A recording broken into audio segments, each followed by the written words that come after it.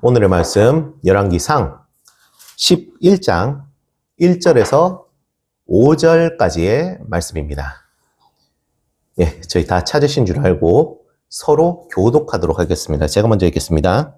솔로몬 왕이 바로의 딸 외에 이방의 많은 여인을 사랑하였으니 곧 모압과 암몬과 에돔과 시돈과 헷 여인이라.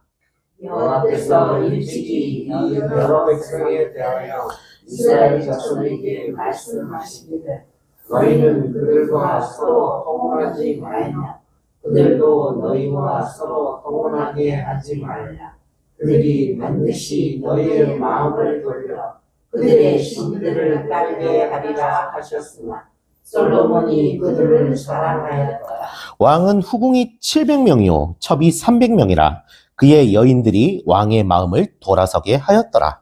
솔로몬의 나이가 많을 때에 그의 여인들이 그의 마음을 돌려 다른 신들을 따르게 하였으므로 왕의 마음이 그의 아버지 다윗의 마음과 같이 아니하여 그의 하나님 여호와 앞에 온전하지 못하였으니. 같이 읽겠습니다.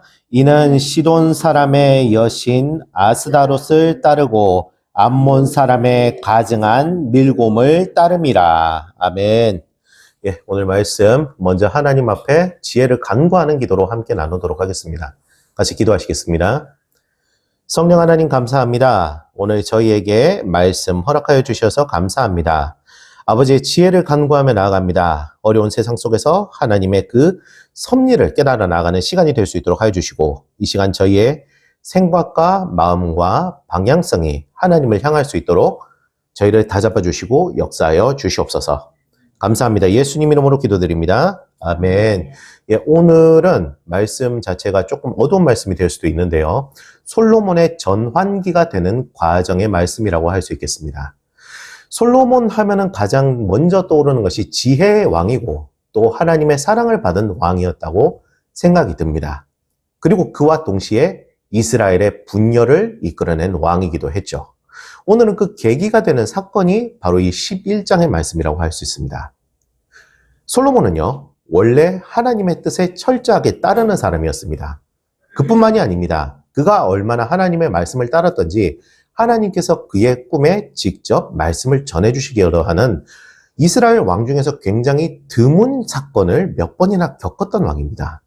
그만큼 하나님의 관심이 컸었고 그만큼 하나님의 마음이 그를 많이 향해 있었습니다. 그리고 그만큼 하나님께 받은 지혜로서 지혜롭게 국정을 이끌어 나갔죠. 그렇게 해나갔으면 정말 하나님께서 그에게 말씀하신 대로 이스라엘의 역사가 다윗의 혈통, 그러니까 솔로몬의 후손들이 계속 이어지는 역사가 이어졌을 것입니다. 그렇지만 오늘 그렇게 하지 못한 계기의 사건이 일어나게 됩니다. 바로 11장 1절에서 붙어 있는 말씀인데요. 제가 대표로 읽어보겠습니다. 솔로몬 왕이 바로의 딸 외에 이방의 많은 여인을 사랑하였으니 곧 모압과 암몬과 에돔과 시돈과 헷 여인이라. 다 이방 여인입니다. 전부 이방 사람이고요. 먼저 이 사람들을 왜 아내로 맞이하였는지를 알아볼 필요가 있는데요. 당시 솔로몬은요, 외교 정책을 굉장히 활발하게 펼쳤던 왕이었습니다.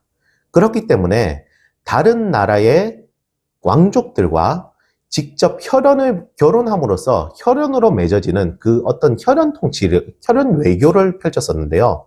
그와 동시에 그에게 있었던 지혜 때문에 다른 나라에 있는 사람들은, 그리고 왕족들은 그를 통해 자기 나라에 좀 더 뛰어난 사람이 자기의 혈통을 받는 뛰어난 사람이 태어나기를 원했었을 것입니다.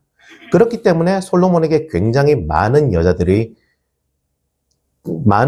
시집을 가게 됐었고요. 오늘 3절 말씀 있죠. 3절 말씀이 이렇게 되어 있습니다. 후궁이 700명이요, 첩이 300명이라고요. 엄청납니다. 숫자만 보면 그냥 입이 떡 벌어지죠. 이렇게 1000명에 가까운 여자들이 있었었는데 이 여자들이 전부 다 이방 여자들이었습니다. 솔로몬이 군중 앞에 있거나 사람 안에 있는 묘사가 있는 장면이 있는 말씀이 8장 말씀에 한 번 더 있는데요. 사무엘상 8장 말씀에 보면은, 사무엘상이란다. 열왕기상 8장 말씀에 보면은요, 그가 이스라엘 백성들 앞에서 하나님의 말씀을 전하는 말씀이 나옵니다. 그 하나님의 말씀을 그 하나님의 말씀을 이제 그 이스라엘 백성들 앞에서 전하고 또 이제 선포하는 언약궤 앞에서의 솔로몬의 맹세를 다루고 있는데요.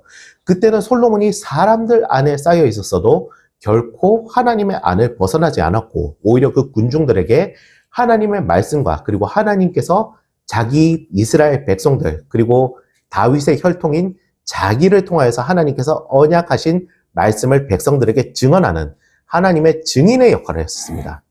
그렇지만 오늘 본문의 말씀은 그와 철저하게 다릅니다. 그는 사람을 하나님께 둘러싸이게 하는 사람이 아니라 사람에게 둘러싸여서 하나님을 버린 사람이 되어버립니다.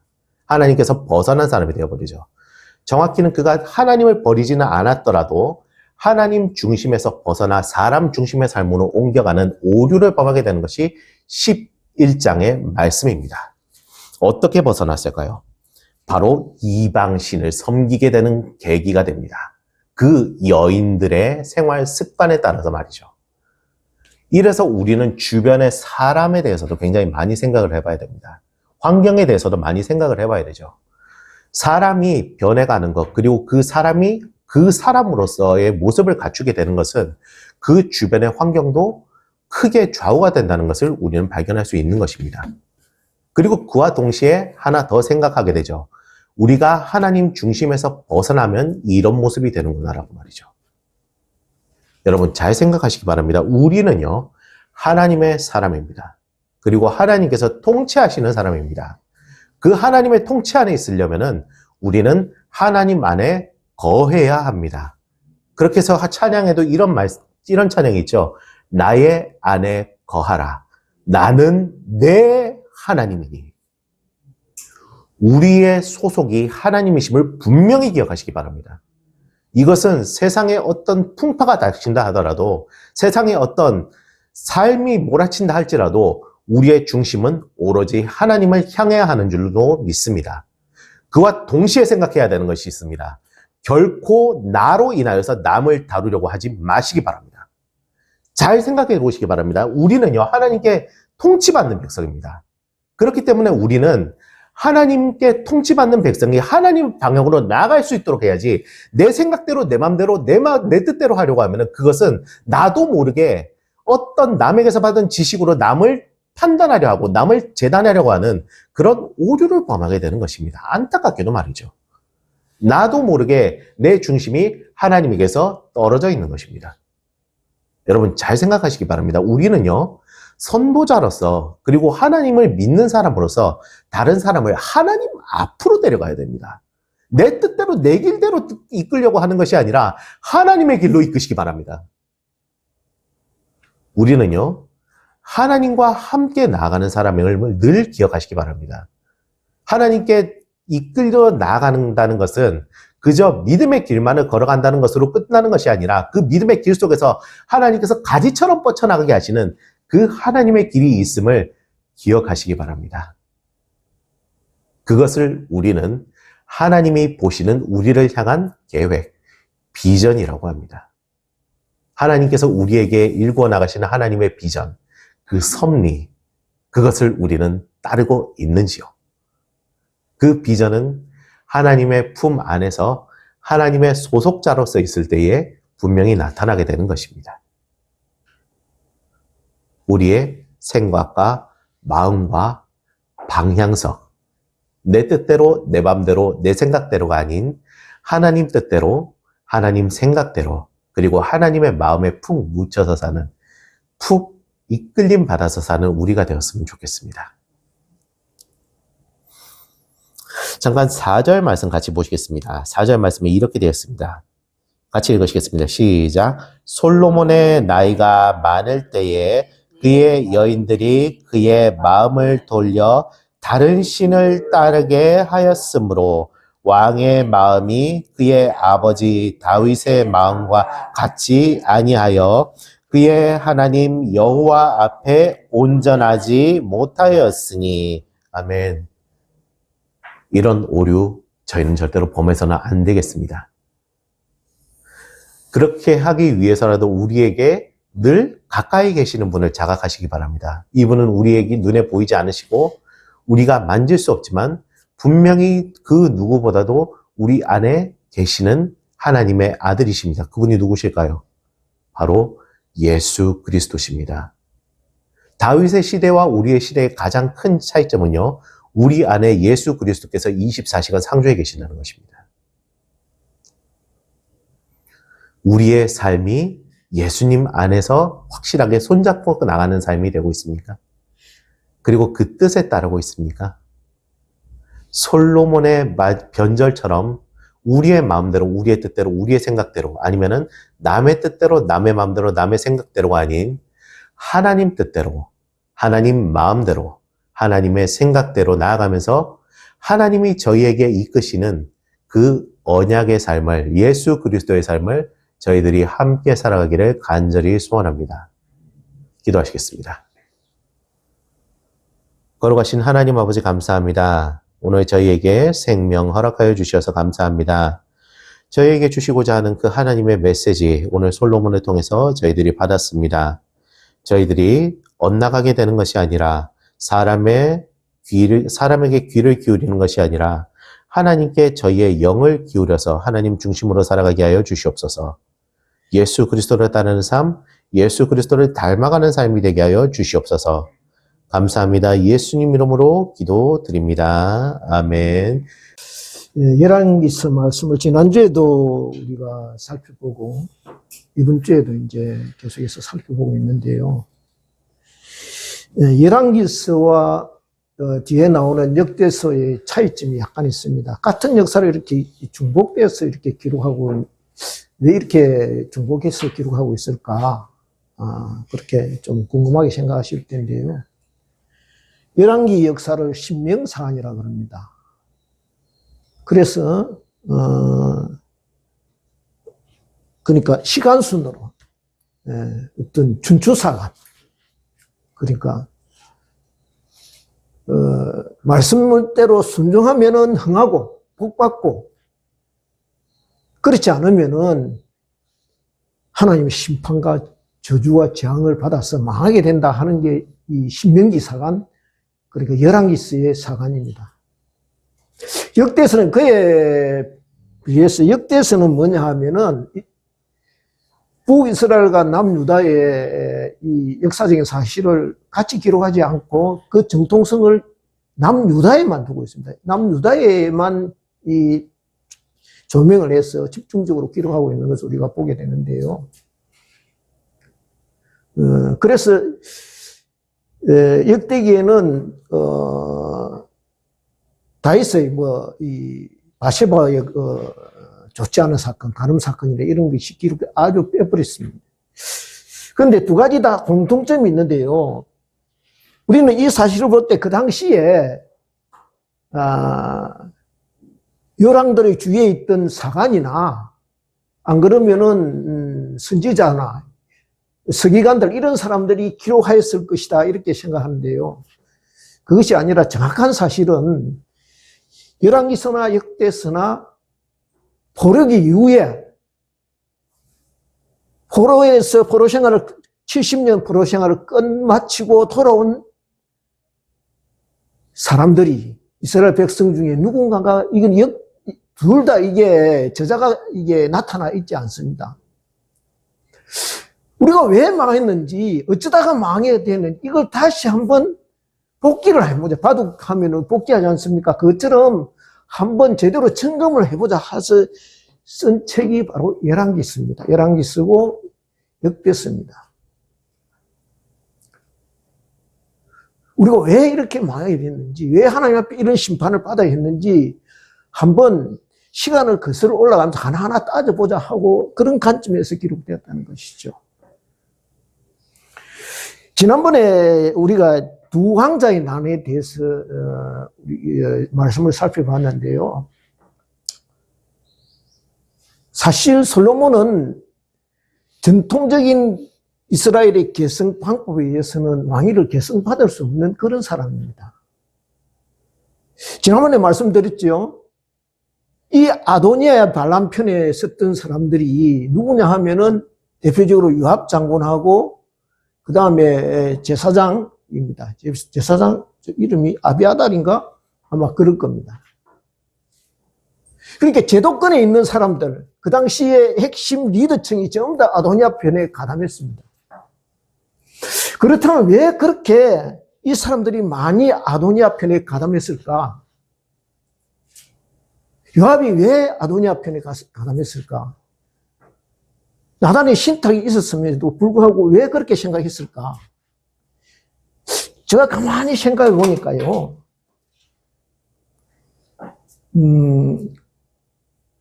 이 솔로몬의 어머니가 누굽니까? 바세바죠. 정상 계통이 아닙니다. 그죠? 불륜의 어떤 씨앗이, 물론, 어떻게 정상적인 계통에서 그런, 결혼을 해서 이렇게 잉태된 씨앗이 아니라는 거예요. 그 정상 계보가 아니라는 거예요. 요압이 이 사실을 잘 알고 있습니다. 왜요? 요압이 왜 잘 알았느냐 하면은, 다윗이 바세바의 남편 우리아를 죽일 때 요압에게 편지를 보냅니다. 야, 우리아 그거 네가 알아서 적당히 해가지고 그 성칠 때 제일 일선을 세워서 그거 없애버려라 하고 편지를 요압한테 보내. 그러니까 요압이 이 사실을 누구보다 잘 알고 있죠.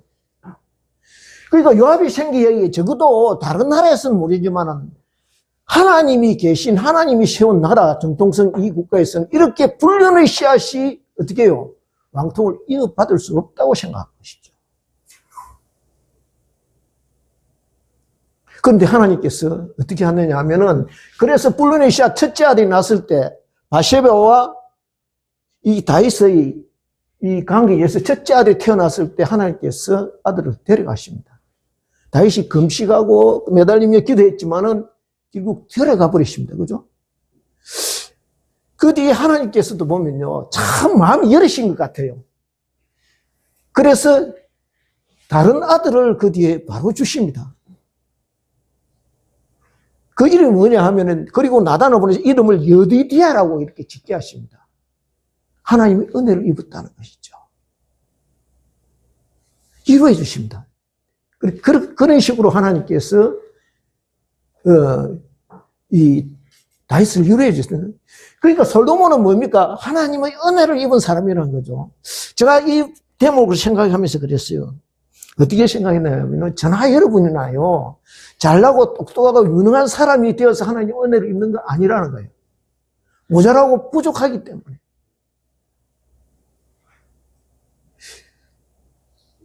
지지리도 못나고 지지리도 그 자기 생각대로 움직이고 언제나 하나님의 뜻보다는 자기 뜻을 앞세우는 그런 못난 사람들이기 때문에 하나님께서 은혜를 입히시다는 거예요. 우리가 살아온 길이 그렇다는 거예요.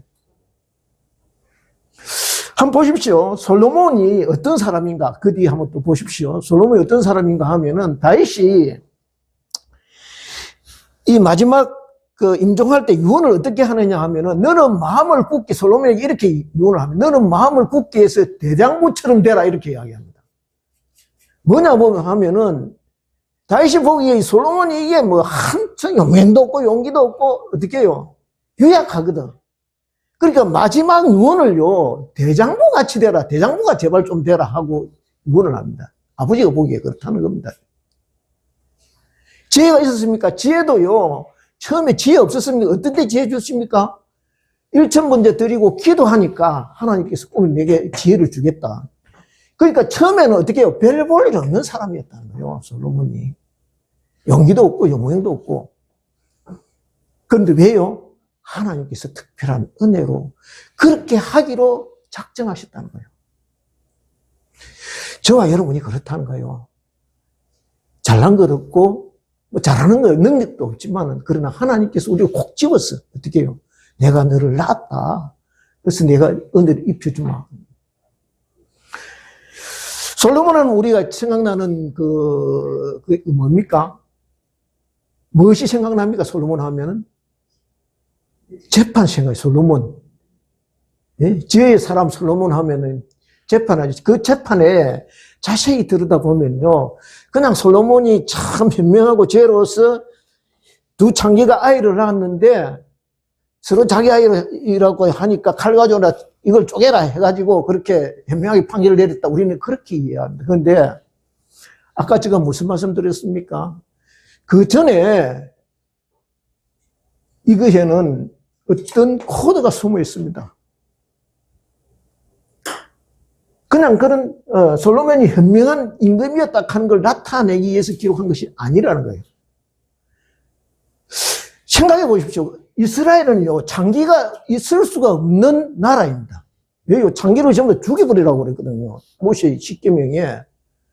그런데 왜 장기가 있느냐? 그것도 장기가 그때 어떤 있었느냐 하면은, 여기 아까 우리가 결혼 동맹을 맺어서 그 이방 여인들을 막 애굽의 공주로 유시해서 뭐 모압, 암몬 막 이방 여인들을 불러들였다 그랬죠. 그런데 우리가 알고는 결혼 동맹을 맺어서 이렇게 여인들을 불러들일 때 그 여인만 오는 게 아닙니다. 신을 하나씩. 여러분, 그 사람들이 올 때 뭐 55인치 텔레비 가지고 왔겠습니까? 예? 냉장고 가지고 왔겠습니까? 신을 하나씩 달고 혼숙감으로 가져오는 거예요. 그리고 혼숙감으로 그 침만 가져오는 게 아니고 그 신에 종사하던 여사제들이나 이런 사람들 같이 달고 옵니다. 그게 그 신전에 이거 일본어 사람들 달고 그러니까 1000명이나 데려왔으니까 그게 어떻게 됐겠습니까? 보십시오. 근데 저는 볼 때요 벌써 이때부터 이스라엘이 무너지기 시작한 거예요. 원 이스라엘의 남북으로 나누고 멸망의 단초를 제공한 것은 우리가 지혜의 사람 솔로몬이라 하지만은 제가 볼 때는 그 뿌리는 뭐냐면 솔로몬부터 시작된 거예요. 이 솔로몬이 잠언서 4장 23절에 뭐라고 우리 한번 찾아보겠습니다. 잠언서 4장 23절을 한번 찾아봅시다. 잠언서 4장 23절.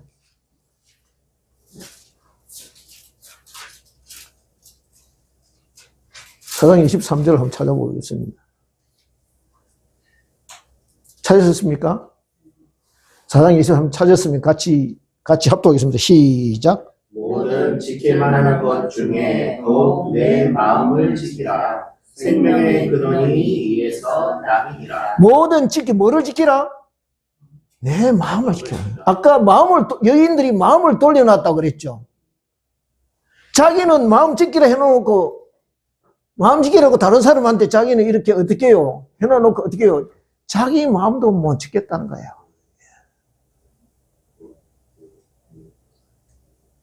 알고는 했어요. 알고는 했는데 근데 여인들이 이래가지고 그냥 가문이 있을로 이렇게 유혹하니까 거기에 그대로 넘어가 버린 거예요. 아까 아기 이야기를 했습니다만은 이 여인들도 제가 볼 때는요 알려온 여사제들 가능성이 많습니다. 이스라엘에 장기가 없거든요. 그러니까 이방 여신들 그때는 여사제들이 장기를 먹고 살 일 평소에는 이 제사를 안 지내면 어떻게 합니까? 먹고 살아야 되니까 장기가 되는 거예요. 이 장기들이 싸우다가 어떻게 해요? 한 여자가 살 단위로 이게 아기를 낳는데 한 여자가 이게 몸을 뒤치러 하다가 자기 아이를 깔아 뭉갭니다. 그래서 그냥 죽게 되지요. 그러니까 옆에 자던 여인의 아이를 자기 옆에 두고 바꿔치기 합니다. 그래서 소송이 붙어요. 아무도 이게 그 당시에 DNA 검사도 할 수도 없고 아이 아버지를 데려도 올 수 없고 이게 뭡니까? 아버지 없는 아이들이에요. 그 당시에요. 이게 장기들이 나가려고 하면 자기가 장기라는 걸 밝혀야 돼요. 만 세상 사람 앞에 재판하면 나는 장기입니다 하고 드러내야 돼요. 부끄러운 일이죠. 자기 신분이 그대로 노출되니까. 그 다음에 아이 아버지가 없기 때문에 고적에 올라서 올바른 정상인으로 생활할 수도 없어요. 이 아기들이. 그런데도 왜요? 아기를 살려야 되니까 그 아이를 뺏기지 않으려고 이 여인들이 그렇게 죽기 살기로 이렇게 같이 이제 재판정에 나온 거예요.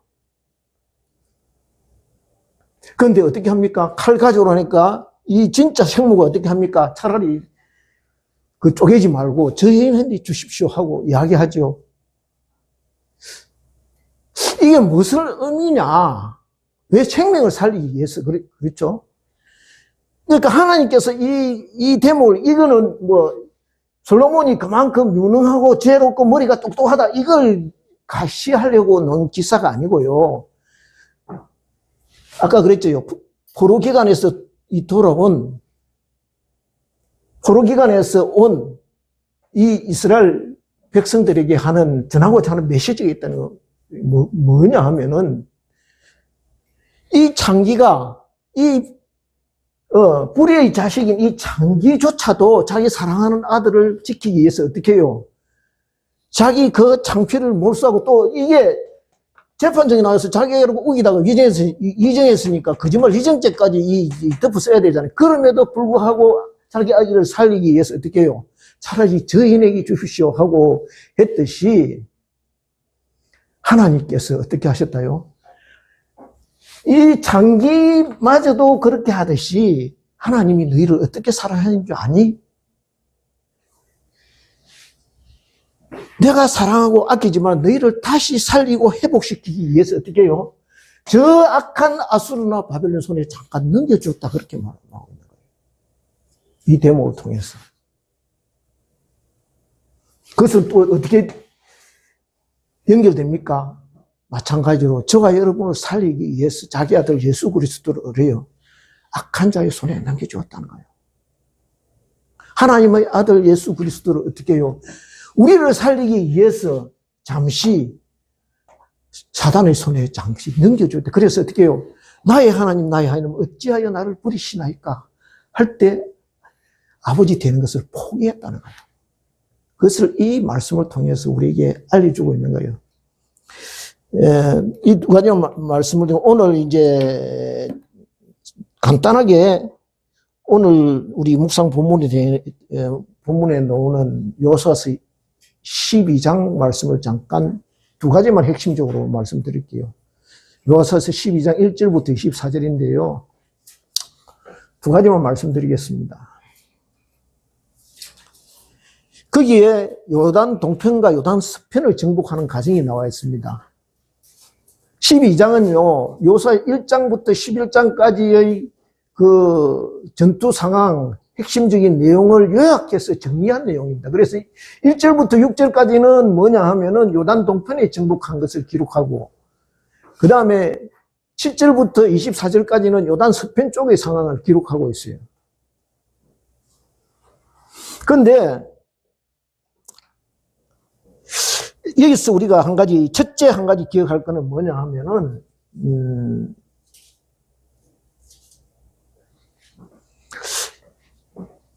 그 바사랑 옥과 아모레 시온을 정복하고 나서 보니까 그 땅이 너무 탐나잖아요. 토지가 바산의 암소들이 하고 우리가 지난번에 살펴보았지만 토지가 참 어떻게 해요? 기름지고 땅이 짐승을 먹이기에 가축을 이렇게 목조하기에 참 좋은 땅입니다. 그 탐이 나는 땅이죠. 그래서 루벤, 그 다음에 므낫세, 갓, 그 다음에 므낫세 지파 반이 요청을 합니다. 오셔야 돼. 차라리 우리 여기 살게 해주십시오 해서 허락을 받죠. 그런데 가만 한번 보십시오. 요단 동편이 있고 요단 서편이 있는데, 모세에게 쫄라서 하니까 모세가 아마 하나님께서 물어봤을지 모르겠습니다. 근데 하여튼 어떻게 해서 허락을 해주죠. 근데 제가 이 대목을 보면서 생각한 건 뭐냐면, 우리도 마찬가지라는 거예요. 하나님께서 분명히 약속했다는 이 요단 서편 땅인데 가까이 다 왔어요. 강만 건너면 되는데 강을 건너자니, 이 많은 짐승떼를 데리고 이제 건너자니 어떻게 해요? 예산 일이 아니거든요. 또 두 번째는 이 땅이 너무 좋아. 저와 여러분도 마찬가지라는 거예요. 하나님이 약속하신 것들이 있고 하나님이 우리에게 언약하신 것들이 있는데, 다 가까이 와가지고 보니까 너무 이 세상에 있는 게 너무 좋아. 즐길 거리가 많아. 또 재미있어. 그래서 우리가 혹시 하나님 주신 소망의 땅을 건너가지 못하고 거기에 집착하고 미련되고 미적거리는 건 아닌가 한번 살펴보자는 것이죠. 지금 우리에게 있는 것, 이 사람들이 이 땅을 넘어가지 않고 미적거리고 있었기 때문에 결국 이 땅에 남아있었기 때문에 나중에 복받았습니까? 아닙니다. 아수르나 바벨론이 쳐들어와서 애굽 쪽으로 가려면 이 길목을 통과해야 되는데 첫 번째로 밟히는 곳이 이곳이었습니다. 그렇기 때문에 첫 번째로 희생되었다는 것이죠. 결국 하나님께서 우리가 요청하면 여기가 조사원이 여기를 우리에게 주십시오 하면 하나님이 우리에게 허락해 주실 때가 있어요. 그래. 우리가 그랬잖아요. 부모한테 계속 뭐 달라고 이렇게 하면은 어쩔 수 없이 주시는 경우가 있잖아요. 마찬가지라는 거예요. 그 다음에 두 번째, 여기 보면요. 요단 서편에 31왕이 나와요. 5년 동안 31왕을 쳐서 물리칩니다. 그죠? 그러니까, 이 남한의 한 5분의 1 되는 땅에 왕이 31명 있었다는 거예요. 그러니까 동네 골목대장이 실은 왕이지만 동네 골목대장, 제가 가만 보니까 그 5년 동안 60개월에 31왕을 나누니까 한 2개월마다 하나씩 이게 뭐 쳐야 되는 꼴이더라고요. 그러니까 매일 전쟁이 뭐 그냥 눈만 뜨면은 5년 동안 했으니까 눈만 뜨면은 전쟁 치러야 되는 그런 상황이거든요.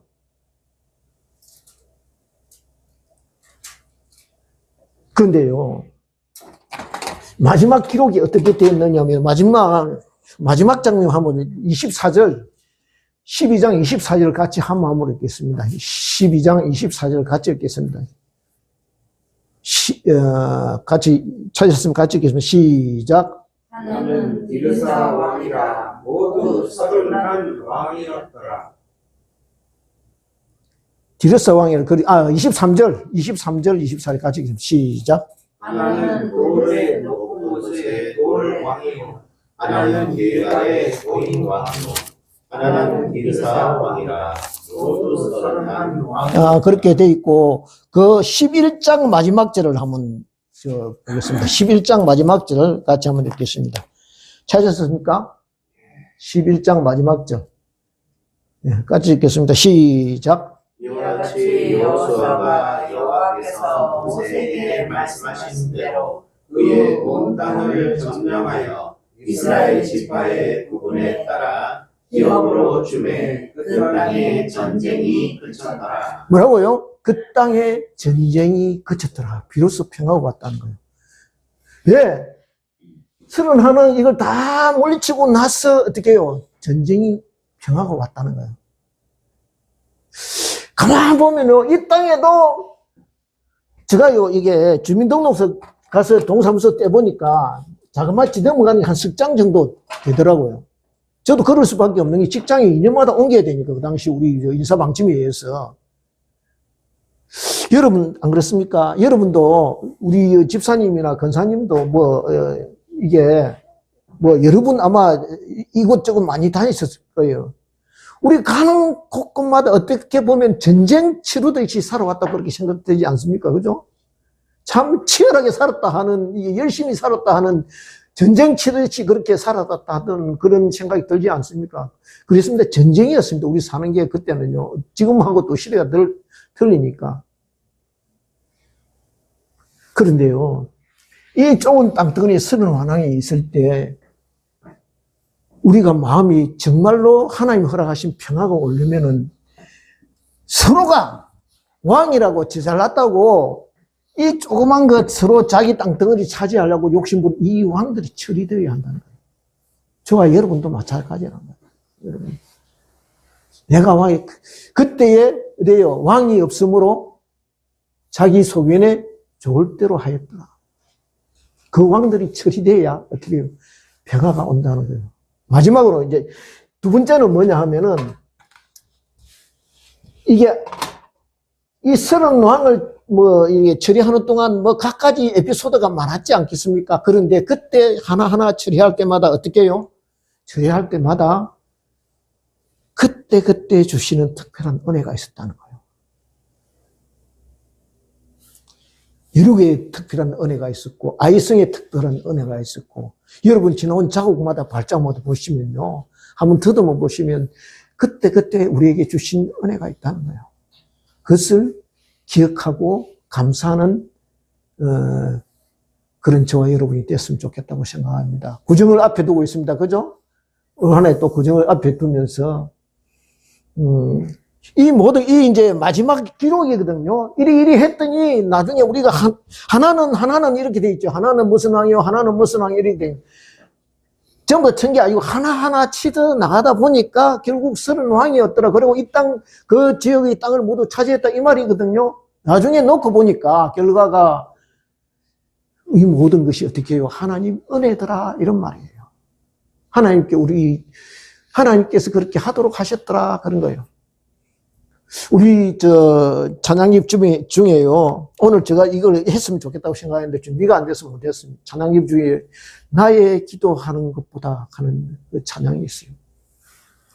여러분, 우리 한 해가 지금 구정을 맞아서 가만히 뒤를 돌아보면서 이 31왕을 요수아가 기억하면서 이 자기 백성들에게 이야기했듯이 저와 여러분이 항상 내가 기도하고 내가 생각하는 것보다 더 후히 주시고 더 많이 주시는 이 하나님의 구정을마다 감사하며 찬양하는 저와 여러분 되기를 소원합니다. 그래서 더 넘치는 은혜로 함께 하실 것을 우리가 기대하면서 지금 상황이 우리가 굉장히 어렵습니다. 그렇게 힘들지만은 결국 31왕을 다 물리치고 하나님께서 평화를 주시듯이 대한민국 이 땅에 여러 가지 어려울 때, 안 어려울 때 있었습니까? 해마다 위기다, 지금 어렵다. 그러면서 겨우 여기까지 온 것 아닙니까? 그죠? 마찬가지로 저와 여러분이, 어렵지만은 결국 하나님께서 이 31왕을 처리하게 하시고 약속한 땅을 우리에게 주셨듯이 우리가 믿음으로 이 영적인 정토에서 이렇게 꿋꿋하게 이렇게 맞서 나가면은 믿음으로 우리 자리를 지키고 있으면 하나님께서 결국 우리에게 허락하신 평화와 우리가 바라고 있는 믿음의 새로운 그 약속된 땅을 우리에게 주실 것으로 믿습니다. 다 같이 한 마음으로, 그때까지 굳게 서서, 하나님이 우리에게 허락하신 소망 안에서 믿음을 지키며 그렇게 기도하며 나아가는 저와 여러분 되시기를 주님 이름으로 축원드립니다. 기도드리겠습니다. 아버지 감사합니다. 주님 우리에게 주신 말씀 잠깐 우리가 묵상하여 보았습니다. 주께서 함께하여 주셔서 우리가 지치지 않게 하시고 하나님께서 우리에게 주신 약속의 땅을 믿음으로 지켜내고 믿음으로 싸워서 이기는 승리하는 그런 저희들 될 수 있도록 함께하여 주시옵소서. 결코 절망하거나 낭망하거나 주님 나락에 떨어지지 않게 하시고 우리 위에서 역사하시는 하나님의 도우심을 바라보면서 그 손을 붙드는 저희들 될 수 있도록 주께서 역사하시고 함께하여 주시옵소서. 감사드렸고 예수님 이름으로 기도드리옵나이다.